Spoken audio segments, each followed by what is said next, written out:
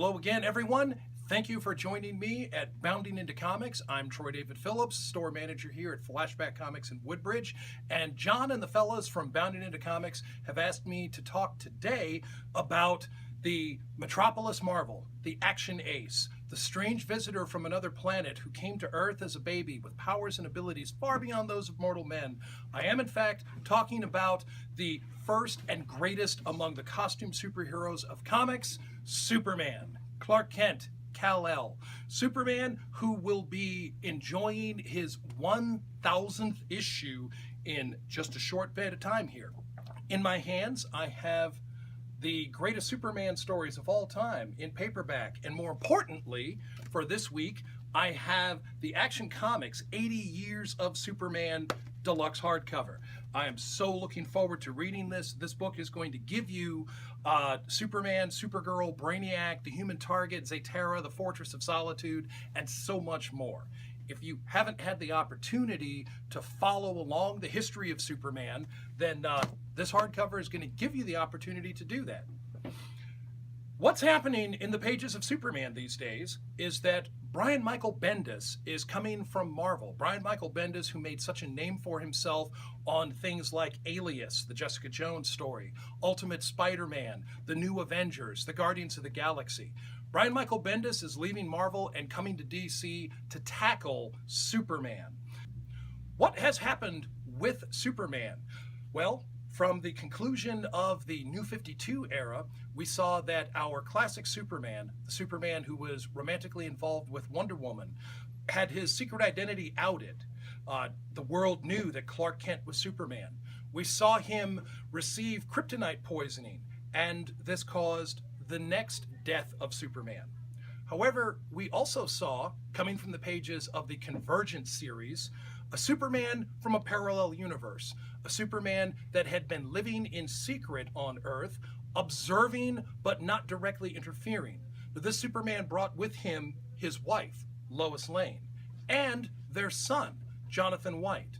Now, while hiding out, they couldn't very well use the Kent name, so they used the name of White, as in Perry White.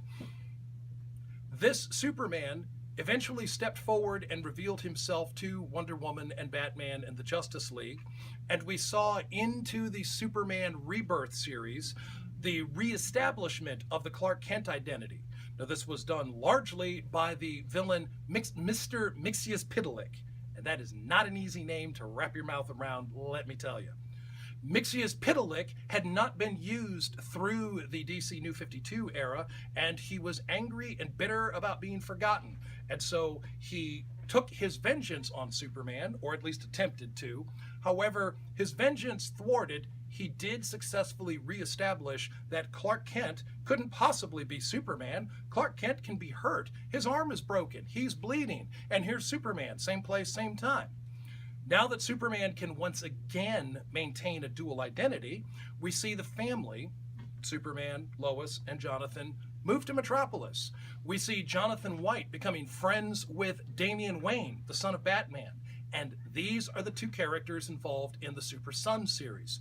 We see Lois Lane as a daring, intrepid investigative reporter, doing what Lois Lane does so very well. She may be Superman's wife, but she is a very capable, credible, canny character all on her own right. And so we have reestablished Superman into the Justice League, and we have gone forward from there. Superman and his son occasionally having adventures, currently dealing with the disaster that is happening on Bizarro World. Earth spelt backwards is Bizarro World, but don't ask me how to pronounce that. Where are we going from here? Well, first, we're going to conclude our current storylines. We are only one issue away from Action Comics number 1000. We are going to see a suspension of the current crop of super titles, Superman, Super Sons, Action Comics, Supergirl, but we are going to see these things relaunched under the exciting pen of Brian Michael Bendis. So now you know what has happened with Superman. You should definitely run out and fill in the holes in your back issue collections and get all read and caught up, and then get ready for the upcoming Man of Steel, which will follow after the landmark Action Comics 1000. Obviously, I am very excited about this, and you should be too. Thank you once again, Bounding into Comics, for having me. I'm Troy David, and I look forward to answering your questions in the future.